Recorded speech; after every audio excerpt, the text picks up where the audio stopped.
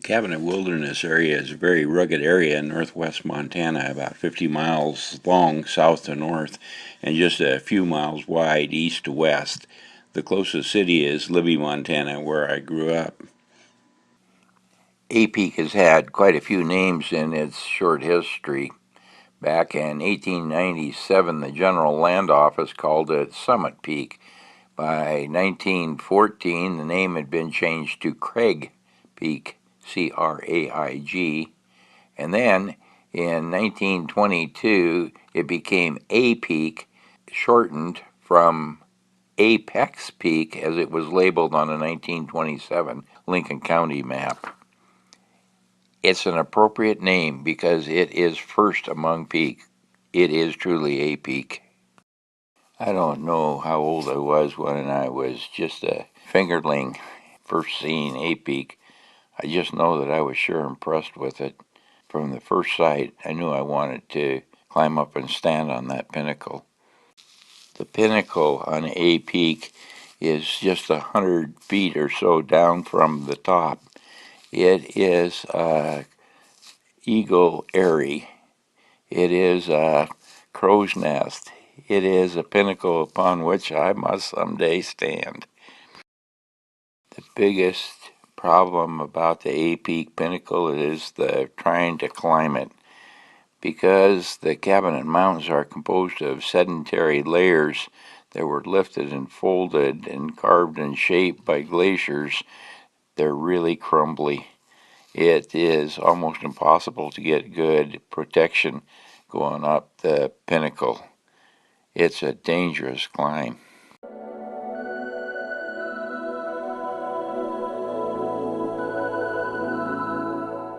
Back when I was in high school, at age 17 or 18, my brother John and Ken Burdick and I had decided that we would learn how to rock climb from buying a book out of REI, buying some gold line rope, a piton hammer, and some pitons, and we'd go climb the face of A Peak. What an imagination. We were actually going to do it when Burdick was bouldering over at Lee Lake and now has a 14-inch steel pin in his leg. If he hadn't crashed, we would have taken off up the face of A Peak as our first climb. I suppose it's, I don't know how many pitches, but way more than what we could have done. We would have gotten in big trouble.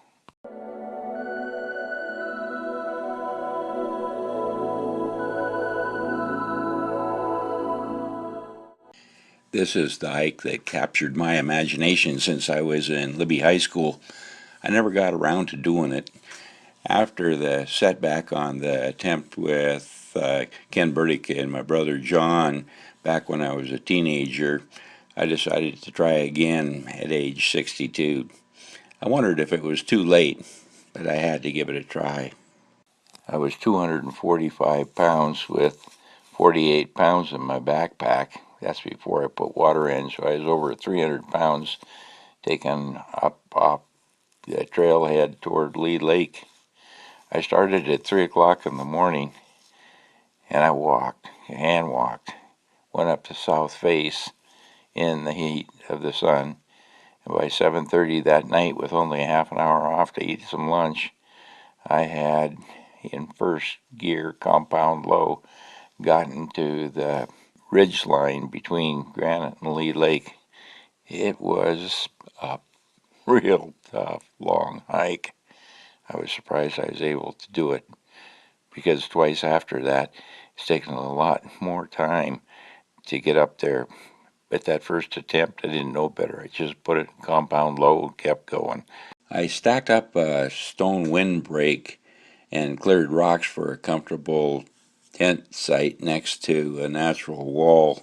Within minutes, 3 mountain goats spotted me and came over for a cautious visit, staying about 25 feet away. I went down the ridge, down glorious slabs of granite that are on a tilt.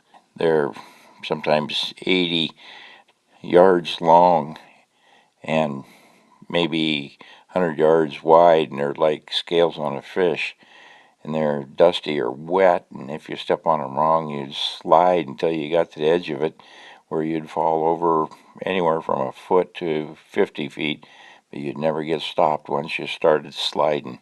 That glorious granite is spooky. Well, I found a way down the glorious granite. I made my way across 5 of the snow patches called Blackwell Glacier. I even passed 10 mountain goats who just watched me. I was so slow, they figured I was no threat, so it was quite a treat to just walk right on by without them giving me no never mind.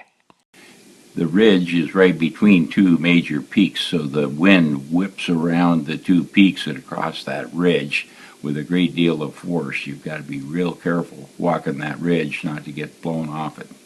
When I yanked on the friend to test it, it pulled out easily. The pinnacle was so rotten I could dig it out with my fingers. No protection, no more climbing. Without protection, it was just too darn dangerous. I wanted to get to the top of the pinnacle, but I didn't want to die trying.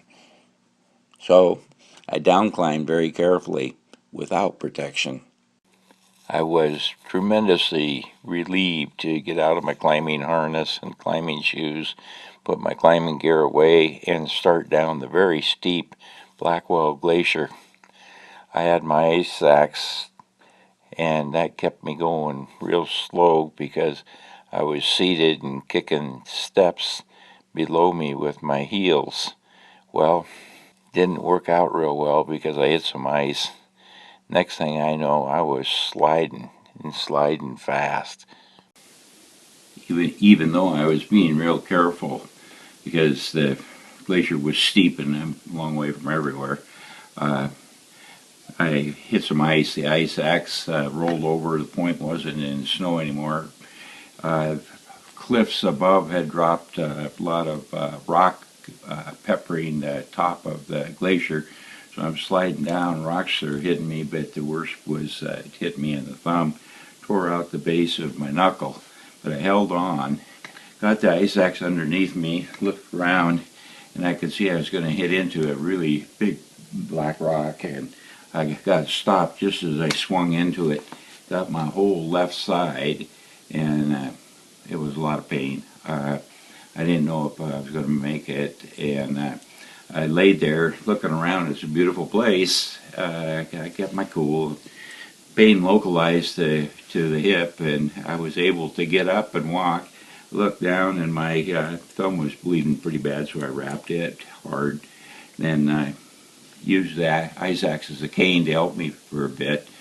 Uh, it only took a little while, and the whole shaft of the ice axe was just blood red. So I lost about a cup of blood despite binding the wound. A lot of it dripped down the ice axe. The pain localized into my left hip. I slowly got up, and I was thankful that I was able to walk. And walk I did. So I looked around for an alternative route up, and there was none to be had. So I went back to the slippery area, took the ice axe in my right hand, and then swung it with the pick end forward and hammered it right into a fissure in the rock. Then, with my injured right hand, I pulled myself up over that wet stuff and hiked out the ridge over to where I kept my camp. I slept like a frickin' baby that night. I wondered how sore I was going to be for having been beaten up so hard. But the next morning I had good attitude. In fact, that it was a great day, and so I hobbled all the way down to the car. When I got there, about 3 in the afternoon, I thought, hey, I'm pooped. I think I'll take a nap. I woke up, it was dark.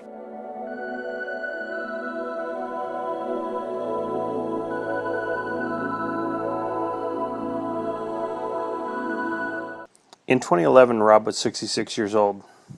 We did this trip the first weekend of August. A group of us was comprised of Rob Niels, Michael Coe, Rob's son Greg Niels, and Greg's friend Brian Johnson. Brian and Greg were our teammates climbing experts for the technical parts of our trip. We left with packs around 45 pounds. We had several things go wrong on this trip, which were the reasons why we were unsuccessful. Our goal for day one was to hike from the trailhead to the ridge and then camp up on the ridge. We scheduled to leave at the crack of dawn. Half the group, however, was late getting to the Neil's cabin at Bull Lake, and so we ended up leaving around 1:30. We were missing the directions to Lee Lake Trailhead, and because of some wrong turns, we did not get to the trailhead until around about 3:30. By the time we had gotten to Lee Lake, it was past 6:30, and it was decided to camp at the lake for the night. As we set up camp, we heard a pack of coyotes carrying on across the lake from us. We were sure that we were going to be visited that night. Brian and Rob were in bivy sacks, which is essentially a rain windshield for your sleeping bag, and Greg and I shared a tent. That night, a weather pattern had come in and dished us a heavy dose of thunder, lightning, and rain. The lightning lit up the bowl surrounding most of Lee Lake. The thunder echoed off the rock walls, and instead of us leaving at the crack of dawn, we hung out curled in the tent waiting for the rain to pass. Rob ended up pouring out a few gallons of water out of his bivy sack. Because of the prior night's rain, we left about 8 a.m. We decided to make Lee Lake our base camp and then head up with minimal gear. We would head up to the ridge, make it over to A Peak, come back to the ridge, and back down to base camp. On our way up, we had missed a turn that would have taken us up the crag that would have led us to the ridge. We lost a lot of time and had to rappel down through a section and then backtrack a bit. By the time we had gotten to the ridge, it was then past 1 p.m. and we could see that there was a heavy cloud pattern moving in. The rain the night before had made much of the brush and bare grass wet. As such, I developed a couple of blisters on the way up. It was also approaching the heat of the day, and I don't respond well to heat. I could make it, but I knew I would be slower than the rest of the group. I volunteered to wait at the ridge while the rest of the group continued on. I did not want to be the reason we didn't make it. Rob also decided to wait at the ridge. Brian and Greg decided to go for it, and they started to walk up the ridge to the bowl entry point. After a short time, they turned around and came back. They had decided they probably could not make it in the time we had available. We decided to downclimb from Lee Lake. Once there, we decided to pack up base camp and head down to the trailhead. We were a little over eager to pack out before we lost daylight. The result was Greg got stuck with the day pack and his base camp gear and had to pack out with probably about a 60-plus pound pack. Needless to say, the poor guy was pretty tired by the time he got to the trailhead.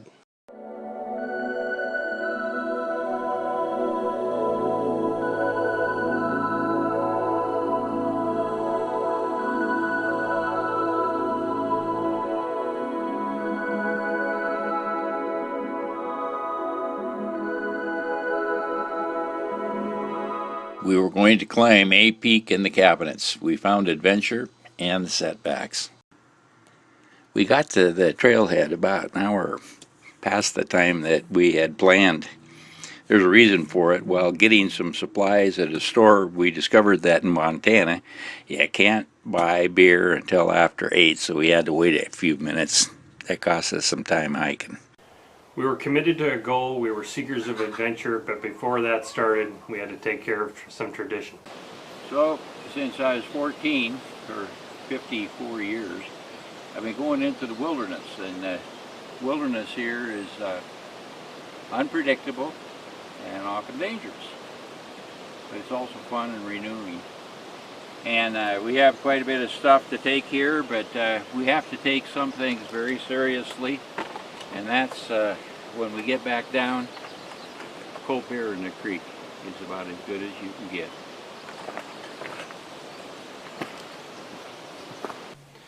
Because I came on the train, there was lots of things I had brought that I wouldn't need for this hike that I would use later on this trip.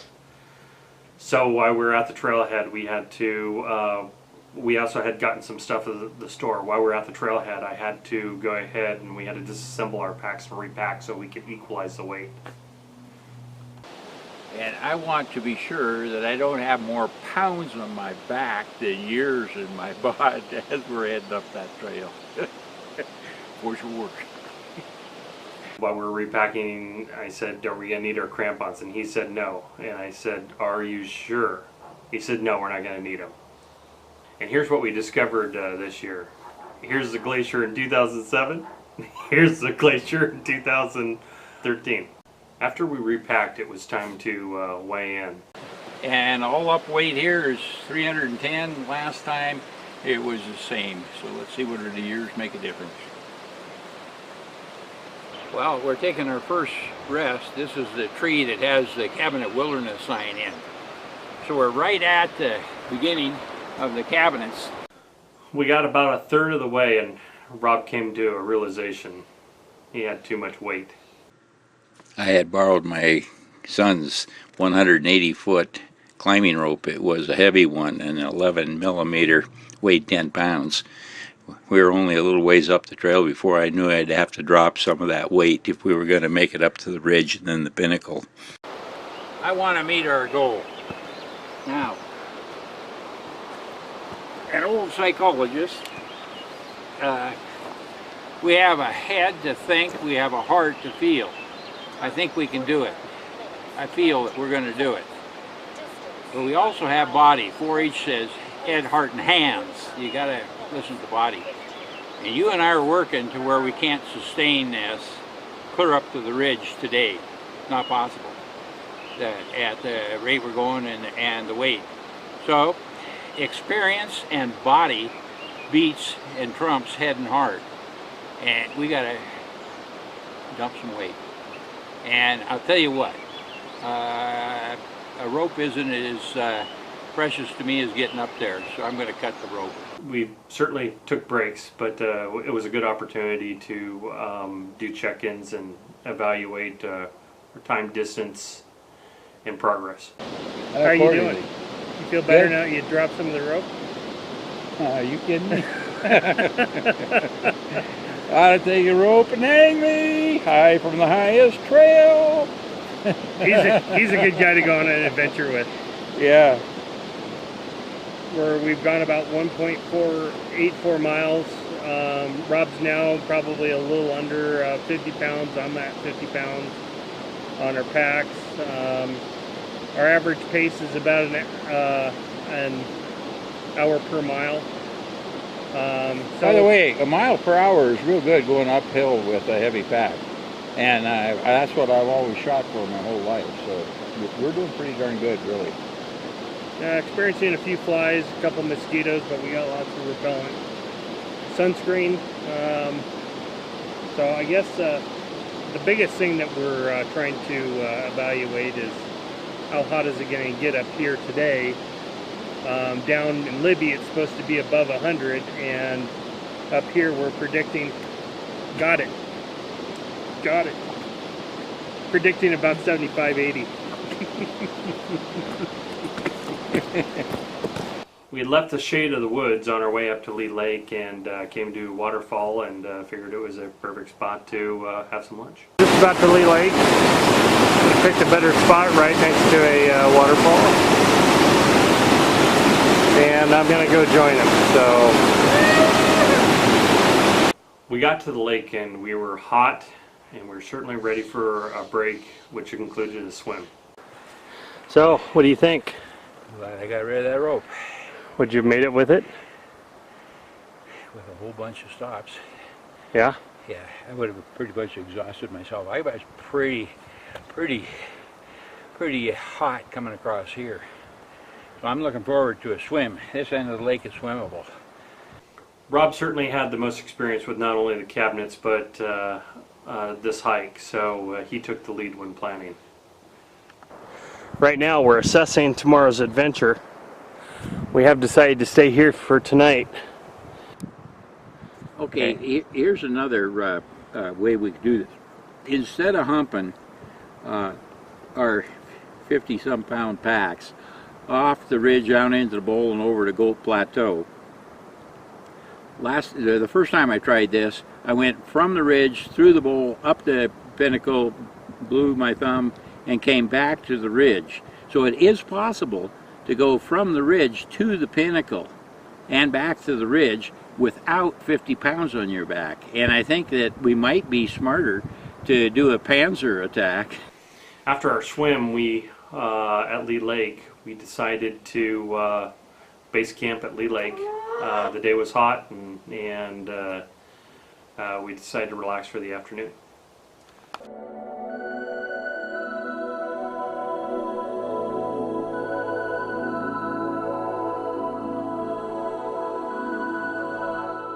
One of the things buddies do well when camping is flipping each other crap, even at the crack of dawn. It's 5:30 local. Got the makings of a good sunrise coming. We got a fire this morning. Why did we have a fire this morning? We have a fire this morning because I don't do bears. And, Well, they do you. They'd love to do you. No, they don't. That's why I got the fire. This morning we're not going to have bears walking through camp. They take problem bears from Glacier and Yellowstone Park and stick them in the cabinets. On an average, you are never more than about 1 mile from one of the 41 problem bears up there. If the wind's blowing from you to him, he knows where you're at. We met a guy who had been camping there for the last 4 nights with his dog, happened to be a blue heeler. And he gave us an interesting animal report. Last night we were visited by a bear also. Really? We didn't hear a darn thing. You'd think with all your activity out there that they would have been visiting you, but no, they had to come by and just sniff Well, around. they like you. Well, this guy was perfect. He didn't growl and he didn't bark, and he sat there with his hand under his elbow, his head under his elbow, just like me. So you've been here 4 nights and been visited 4 times by bears. Yeah. And then herd of mountain goats. 10 or so? 10 mountain goats, and every single night we've been visited by bears, or a bear and a cub. And it's been an enormous experience at Olive Treasure, but we live to tell. You know, the most important thing you do in life is make stories. You live your life in such a way that you make a few good stories, and then the second rule of life is to live to tell the story. So, Yeah. So you're doing them both. You can't say we didn't spend proper time planning. We did, however, make lots of assumptions. You see our packs here. We made a decision this morning to just take the bare essentials. So anything that we had duplicate of or that we thought we didn't need, even as far as toothbrush and toothpaste. No, I took my toothbrush. Okay. In case I gotta kiss a grizzly, you know? Get your tongue out of my mouth, I'm kissing you goodbye. If he has to give me mouth to mouth, I feel sorry for him. But we took all the stuff, put it in his baby sack, which he's stashed away. But I'd say it's a good 25 pounds or more. But our packs are still pretty heavy. But today is the toughest part of the journey. When we make the stretch to A Peak, we'll be pretty light at that point because everything will be at our next base camp. What I'm thinking is, and do it with me.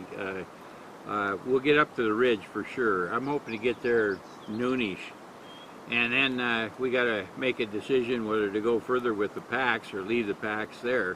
If we leave the packs there, there's no sense in going until tomorrow. Yeah. So day number 2, we left the lake and the action got started. Okay, so we made it to the first bump right there. You can see that there's quite a bit of snow through the canyon. Water's traveling through there. What do you think, Rob? Well, I think right there you can see where it's cut out, and you walk across that and you're going to be in the creek with a broken ankle. From Lee Lake, it's easy enough to figure out a good route to the top of the ridge. You need to avoid the clumps of trees and snow brush, which often hide 8 to 10 foot cliffs. Sometimes you need to go out on rock ledges in order to get where you're going. Once en route, it's hard to tell where you are exactly, and you can get off route easily, and we did. So we're going to cross right here because it's a pretty deep channel. You can see that there's a little bridge here, and then we're going to have to hold on these rocks and go up and around. Rob just tried it. He says too dicey. Rocks are kind of slippery, so our other option is to go up there and hope that there's a crossing. We're going to have to go around this big rock. So our trail's back here, go around the rock, get up there, and hopefully we'll have something. If not, we're going to have to come back here and do this. Camera's now parallel with me. You can see I'm in that thicket. There's a little bit on this side. We would have had to beat through a lot of that on the other side. But fortunately, there's just a small little bit here. And then we're back in bare grass. We've decided that rather than crossing somewhere like right there and going up the other side, we're going to try to go past the top of the ravine there and then cut over. The climb up to the ridge gets steep in spots. It's easier to plan an approach from the lake, but when you're actually going up, you can't always stay on your planned route, and sometimes you need to improvise. We needed to improvise. Partnership and teamwork is very important.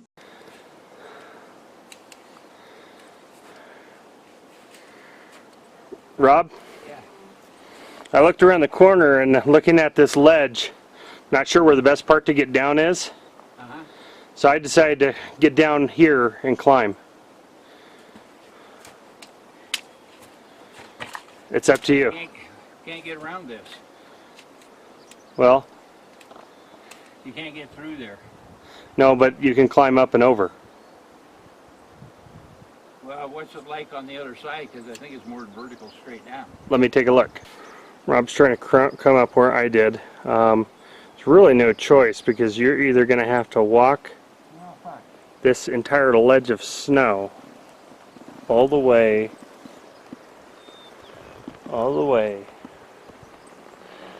up to that point, which you could slide all the way down, in which case it would be dangerous. Okay, there were a couple places here that I had to take my backpack off and go up. Michael pulled it up. Tired? Yeah, Ditto. I noticed the last 100 feet, we stopped every 3 minutes and just stood there, didn't talk to each other, breathed hard, and hit it again. We were both timed about right. Thanks for staying behind with me. We're about to break the ridge. Hot dog. I'm going to pan down so you can see the lake real quick, and then we're going to go over the ridge together. Come on up, let's do it together. That's the lake. That's everything we've gone through. As we hit the ridge, climbing all day, we got our first sight of the bowl. Listen closely to the comment made by Rob.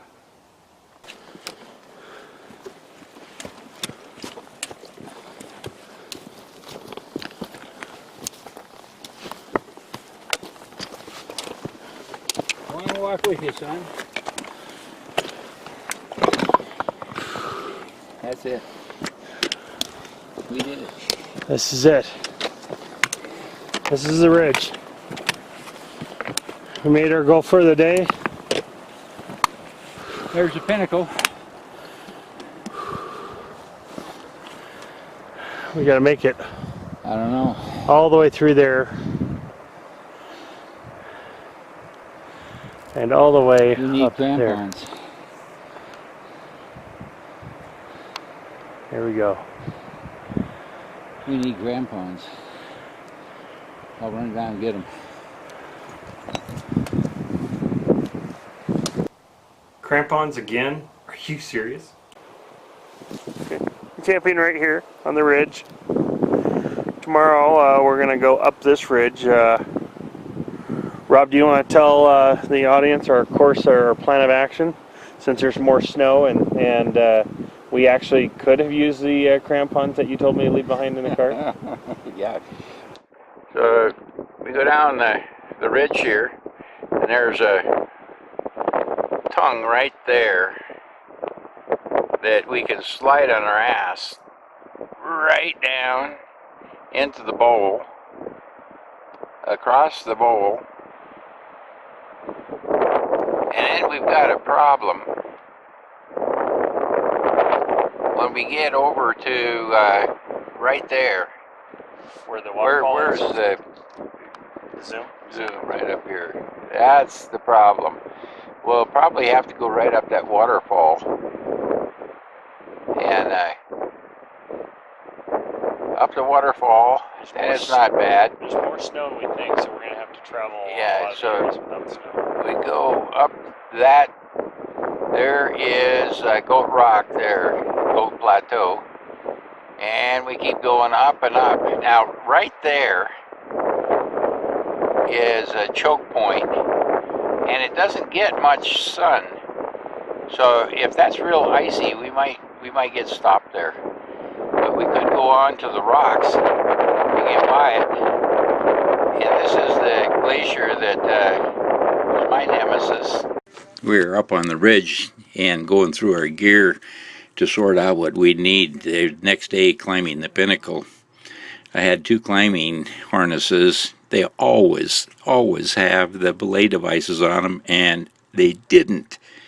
Oh man, they didn't. So I looked through the gear we had and kind of Mickey Mouse something together that would act as a belay device, thinking, man, this is getting nasty. No crampons, now no belay device. This was really starting to look ugly.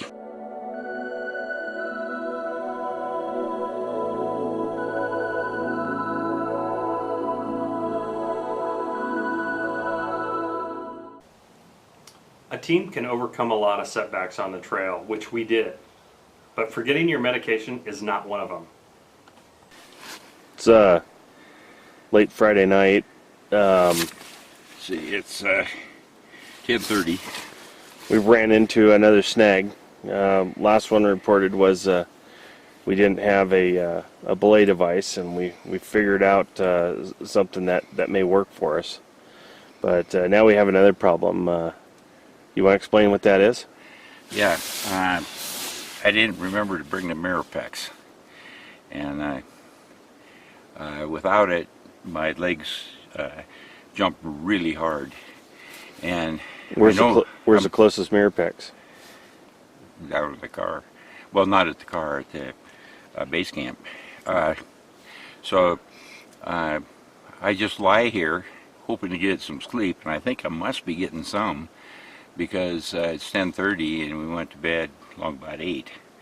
But it's real frustrating, so I get up and walk around, and that holds it back. So I was going to just suffer in silence about the thing, because it doesn't do any good to wake Michael up.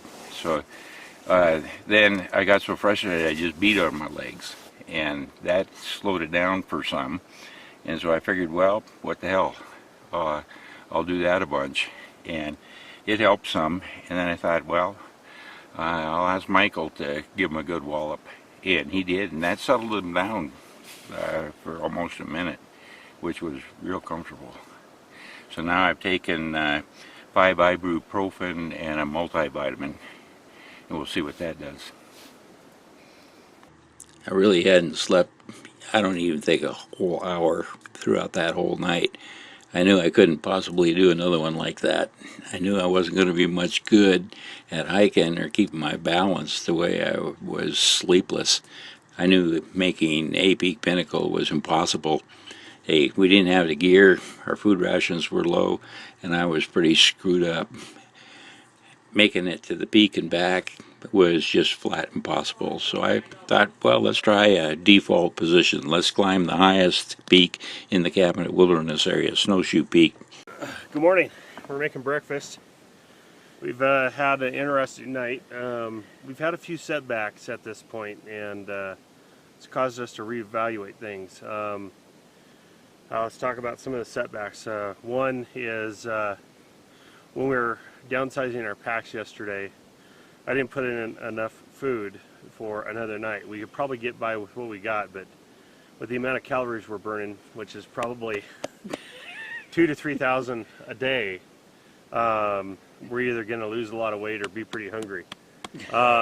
So yeah, we will burn some of that off. We'll burn some of it So off. that's number one. Number two is that somebody recommended that we leave the crampons in the car, so we didn't need them, and we weren't predicting that there'd be as much snow as there is up here.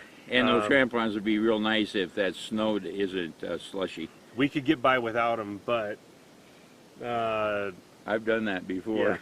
yeah, it would be a nice tool, but at this point, so that's setback number 2. Setback number 3 is There are some belay devices that are always hooked right to the seat harnesses, and the belay devices weren't on, so I was figuring out how to use a Petzl ascender as a belay device, and it could be done, but it's a little iffy. and he's kind of nervous because we talked about me going up first, and since I'm unfamiliar with friends and Those are cams that and fit into cams and cracks. stuff like that, he's I'd hate not to have good him at do it. his first climb on A Peak Pinnacle a jillion miles of prayer everywhere. I'm fine You'd with have it. to quarter him and haul him out of here. Just leave my body here. Yeah, Okay. yeah. Mine And too someday. number 4, somebody forgot their mirror pegs. Oh, For the shit. umpteenth billion time. I mean, I can't tell you how many adventures I've gone on with him where he's forgotten his mirror pegs. So I think next time I go on an adventure, I'm always going to pack some for him. But he had a really rough night of sleep. So you want to talk about that? You want to talk about what you did? I don't know if you can see it, but there's a harness hung here. I put on the... Well, as soon as I lie down, my legs start going. And they're just a little jumpy. They're a whole body. Yeah, it rocks his Yeah. whole body. Yeah. And I can't get to sleep and can't stay asleep. So the only way I could do it is I found that if I pounded my legs real hard, I get about 30 seconds worth. So I asked Michael in the middle of the night to pound my legs, and he did, and that gave me about a minute worth. And then he did a deep massage, and holy shit, there's a cord of muscle in there that is just tighter than a drum. And when he lit that thing up, I was in serious pain. But that's the way it is. It didn't do much for stopping the jumps, but that's the best we could do. And then he gave me a pillow to put between the legs, and then we put rocks, and we did all kinds of things. And I appreciate you being up, because I was dismal. I was pretty much a mess. So then I decided I'd hang myself from the wall here, and I put on my seat not by the harness. neck. Yeah.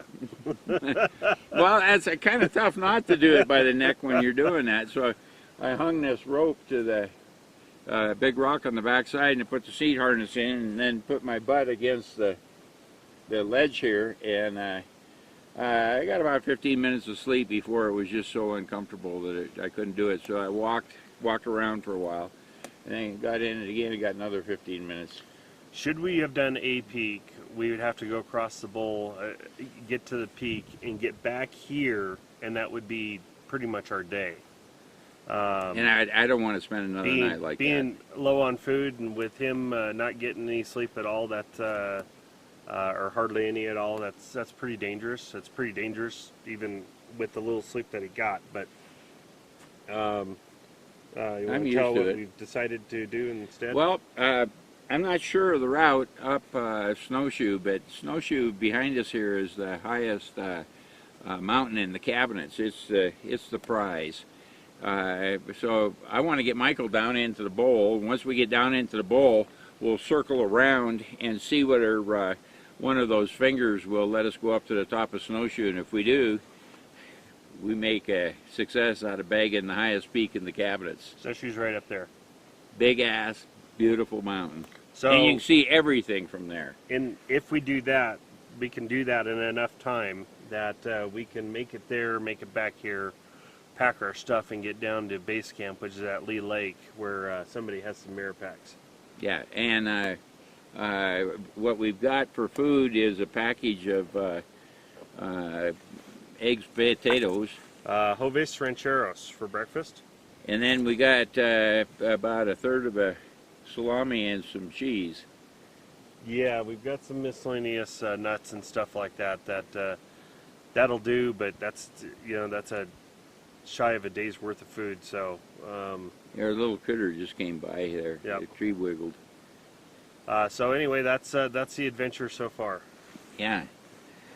We'll catch you at the top of Snowshoe, I hope. If we have a route that's safe. The ridge between A Peak and Snowshoe, where we camp, is a very sharp one the wind blows through that channel at real high speeds, and it can blow you right off your feet.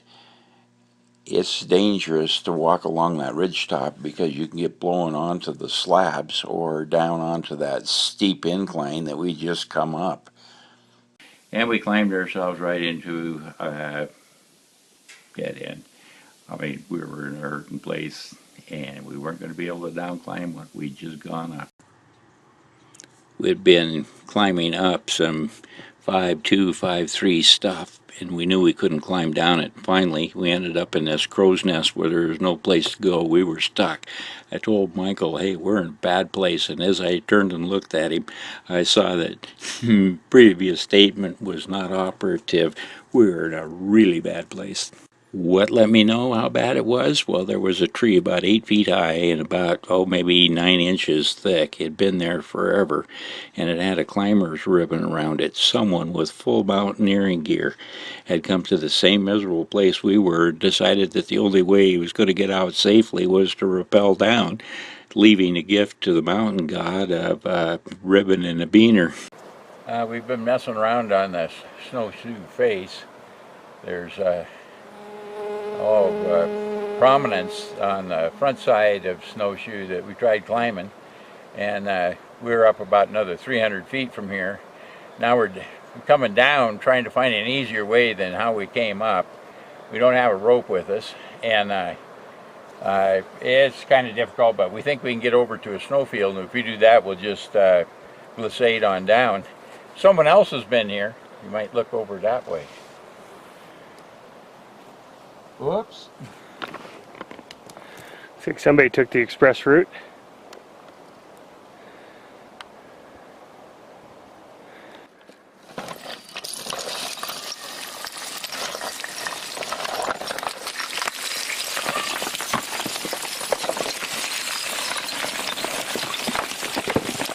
Careful, careful, careful. When it goes, it goes.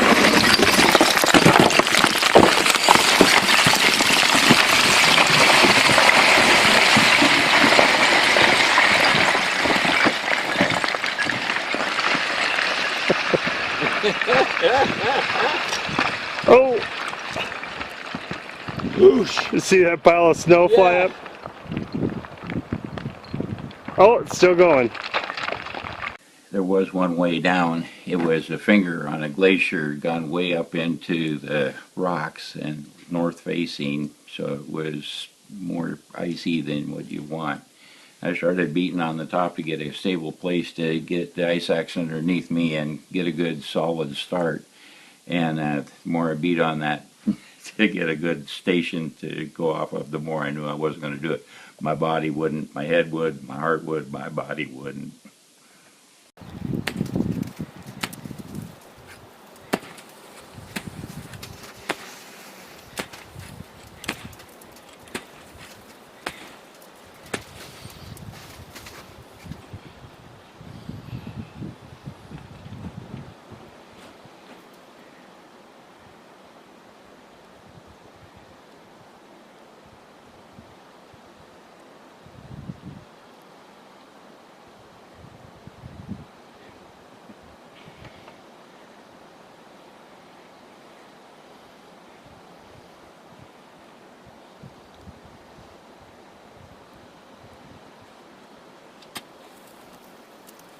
Good here.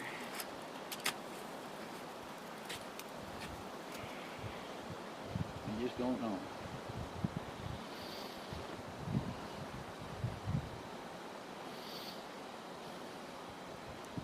You know, when it comes down to it, I think I had a little PTSD from the last time I had this kind of thing happen. I was more than apprehensive. I was outright paranoid. But there was no climbing down out of there, and we didn't have a whole lot of options, so it was time to have a little sit talk.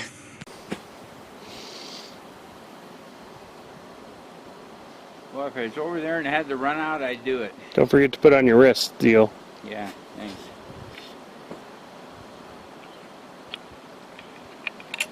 I did this once. Swore you'd never do it again? Yeah. I tore out my thumb.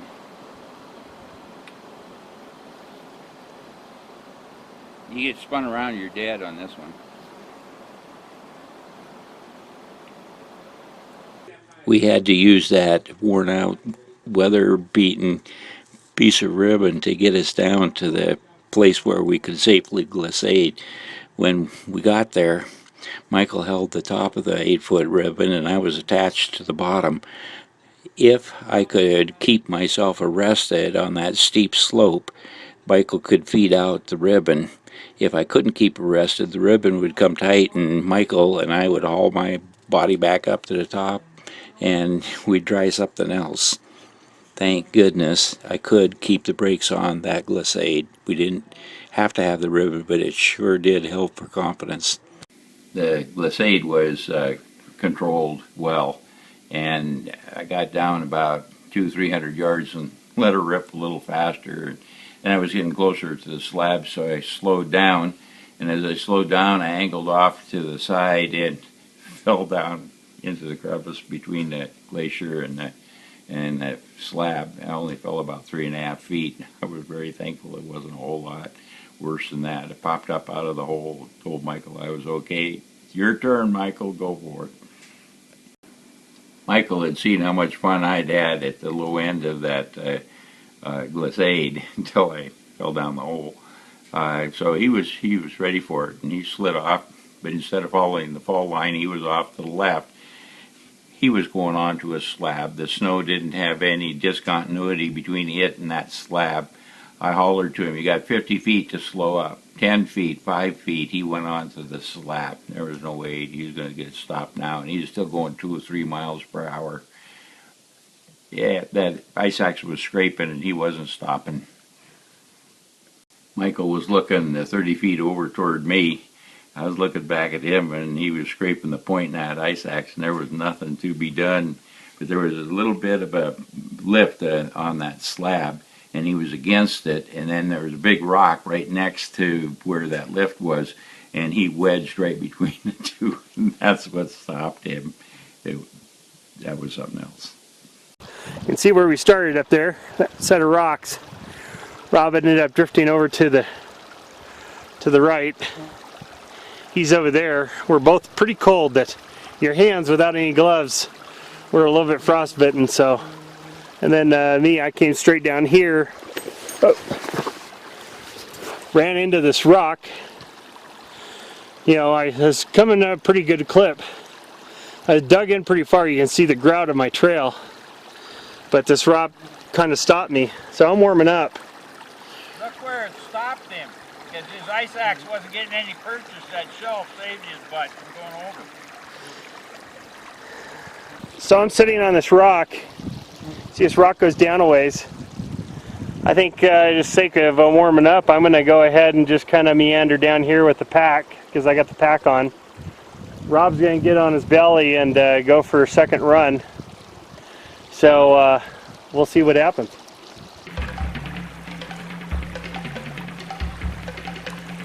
We had to do that first section all on our stomach because of how steep it was. This isn't as steep, so there we go. And he's going. And he's going. He's gonna be shitting popsicles or fudgesicles. Look at that.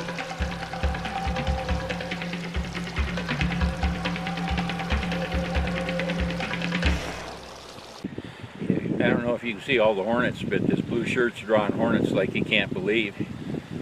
When we first started, what we were going to do way up there is start out, and we both thought maybe not. Well, it's a good thing we did, because it would have hurt. So we came down on those rocks, and you saw it, but what we didn't mention is when I went off at first, we had this ribbon that was left over from some other guy, and it was tied around my waist, and when I got onto the snow, the whole thing collapsed and down I went. I crawled back. The other end was tied onto me as an anchor. Yeah, good thing. Anyway, second section, we slid all the way down here. This wasn't as steep, so we could do most of it on our butt. The only injury was me. If you can see my hand, just a little top skin torn off. Our next objective is to... Now that's going to be hard because those shelves there are just about all you can hold. It is possible to step on and make some distance on the slabs, but not if they have any dust or moisture, or rubble, or anything on them. If you lose your foot grip and slide, you can't get stopped. They're like fish scales. You drop off the bottom end onto another one, and that drop off can be 1 foot or it could be 25. Then you hit the next one and the next until you just beat up so bad that maybe you aren't alive anymore. It's too dangerous.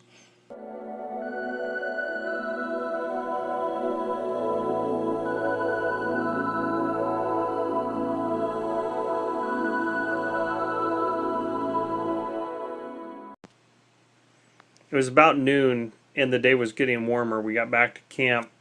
We packed things up and got ready for the down climb.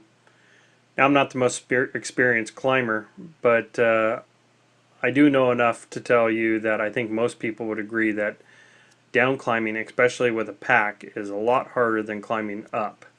It has to do with falling forward.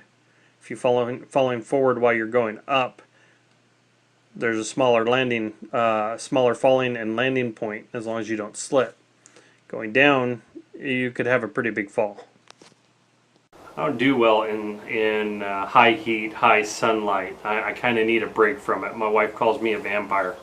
I bring lots of sunscreen for a reason, and I occasionally need a break in the sun. It's not that I've had a lot of sunstroke or anything, but I know I'm susceptible to it. And come to find out, this was a trip where it happened. I was leading, Michael was following. I'm very efficient at cutting through the wilderness since I've been doing it for over 50 years. As our bodies got hotter, Michael slowed down more. I slowed too, so I wouldn't get too far in front of him. Then I didn't hear his footsteps behind me.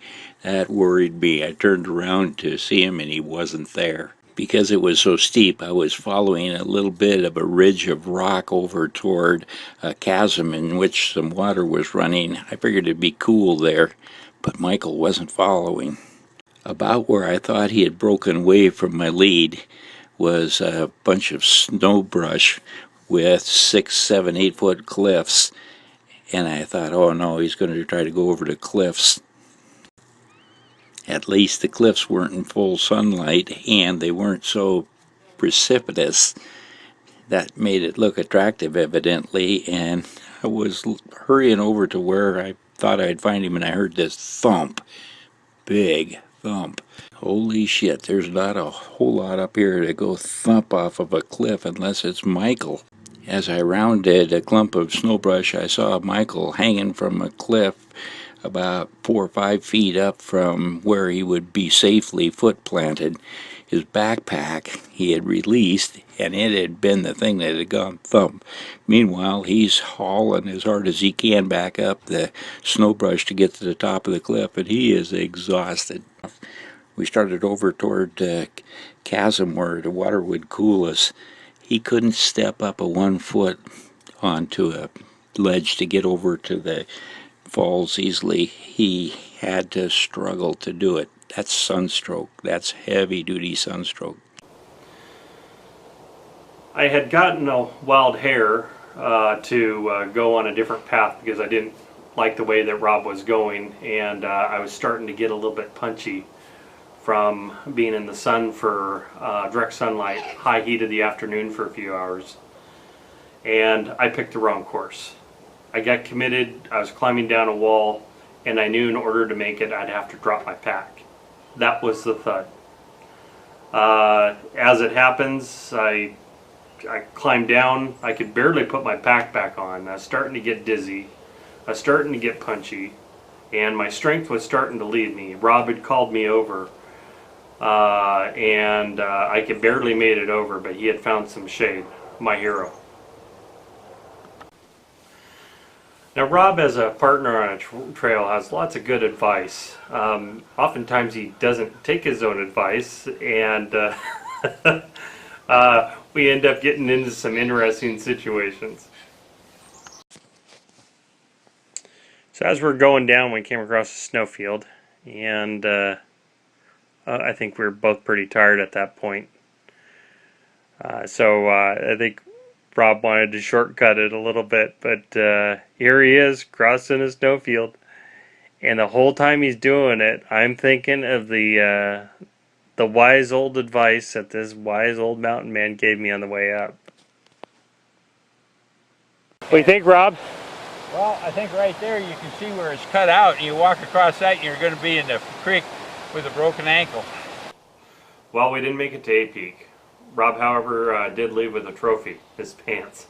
This is Rob's pants from sliding down.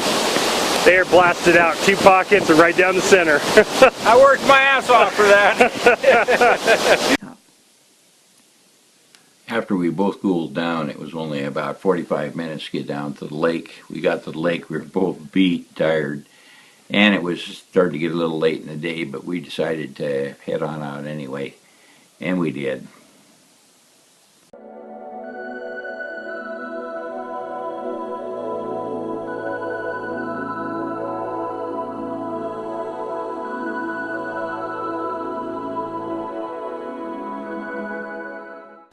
Now you have to remember that the third day we had woken up early that morning. Rob was very tired. We had done our climb to Snowshoe Peak, had an adventure glissading down the glacier, walked up the slabs, repacked our gear, and made our way down from the ridge to Lee Lake. It was still early enough that we could huff it and make it to the car, but we were doing in one day what we did more than the other 2 days, and I had heat exhaustion, and Rob was operating on next to no sleep without his medication. So we sat there at the lake, and the wind was coming in high and strong, and I think we were eager for some beer and some real food, and so we decided to hoof it out of there. One of the main reasons we went down is because there's cold beer waiting for us at the trailhead. When we got down there, it should have taken me 5 minutes to go to the creek, come back up with the beer. It took more like 20. What did we learn? Lack of planning makes for a much greater adventure. I'm definitely going to do it again. It was a fantastic trip. I really enjoy going on adventures with Rob. But most of all, I want to be there and celebrate with him when he makes the pinnacle at A Peak. I think it's going to be wonderful. It's a 50-year journey, multiple attempts. Who wouldn't want to be there?